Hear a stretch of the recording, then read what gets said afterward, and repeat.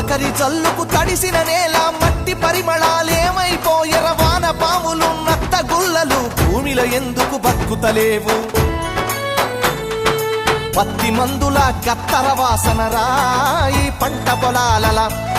ఆ మిట్టికి తెచ్చిన అప్పే కట్టాయే నా రైతు కుతికపై